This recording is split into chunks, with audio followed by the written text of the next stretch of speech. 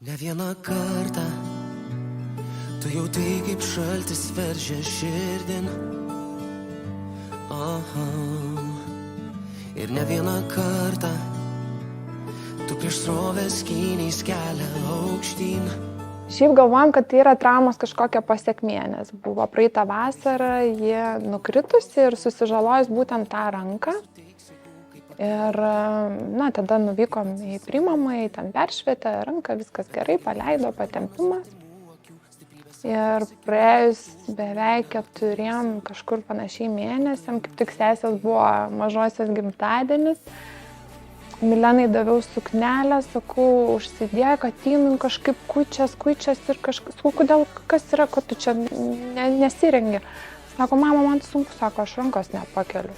Ta pati ranka, man ta mintis, kad, kažką pražiūrėjo, kažkas su ta trauma gal buvo negerai. Grįžom pas tą patį traumatologą, sakau, kažkas, ne taip. Mes pragulėjom beveik 1-2 savaitės ir mums priežasties nerado ir išleido kaip su trauma realiai, kurią reikia reabilituoti, vaikščioti, reiškia daryti procedūras, atstatinėti.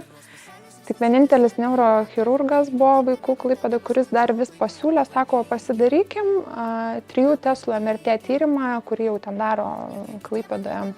Ir bežiūrint petį, nes įtarė peties rezginio pažeidimą, pamatė kaklą.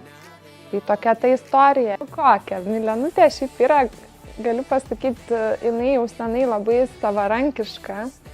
Ir tikrai yra protinga mergaitė, žingeidi ir su charakteriu, žodžiu, prieš tą ligą tai atigaudyti reikėjo. Tikrai ir šoko, ir plaukti nori, ir viską lankyti nori, ir tikrai tokia siela kompanijos.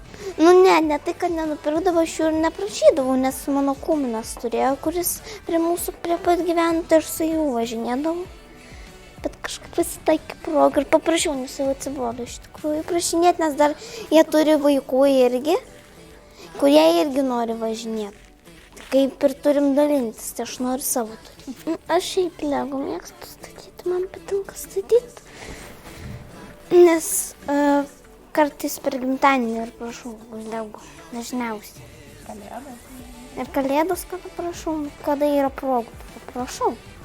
Tikrai labai norim padėkoti Nidos labdaros vakaro metu žmonėm, kurie aukojo ir kurie padėjo įgyvendinti Milenos svajonę.